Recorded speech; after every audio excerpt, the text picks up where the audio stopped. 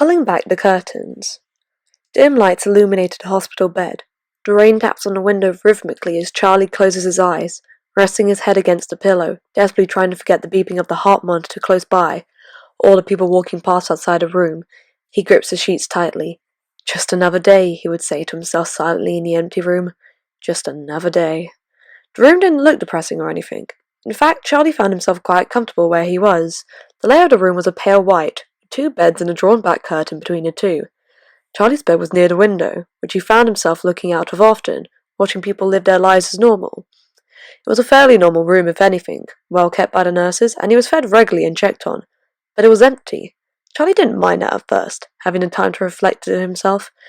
But being in a bed for months with hardly any visitors, since his family were too caught up in other affairs to pay him much mind, and the nurses barely spending any time with him, he found himself longing for companionship. He longed for the silence to end. Charlie's illness only developed when he reached the age of 20. Hallucination plagued his mind constantly, and his body was too frail for him to do the things he wanted anymore. They told him countless times what it was, but he didn't want to hear. He didn't want to admit he was ill. Glancing at the side of a desk was a collection of books with a variety, from fantasy to thriller novels. Reaching out to take one, he brushed away the dirt that had collected on the cover and opened the pages, flicking through aimlessly for something to pass the time. While he had wished the nurses would give him new books, as most had been read already ages ago, and became dull, he knew they were busy. There was no point bothering them with trivial stuff when he knew how it was for them already. He would just have to reread it all, which wasn't too bad, but knowing every word, every sentence beforehand was a bore. Snapping out of his thoughts, he heard the door open from the end of the room as he closed the book and quickly placed it under the pile, causing the book to fall down beside the others. But he took no notice of it, smiling as the nurse's presence. "Can't sleep?" she asked, peering in.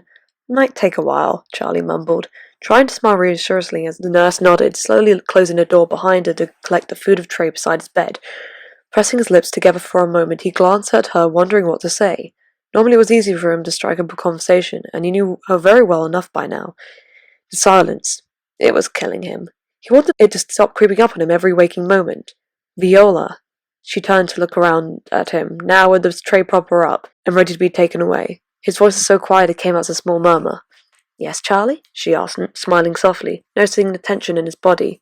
He freezes. He feels embarrassed, not sure what he wants to actually say.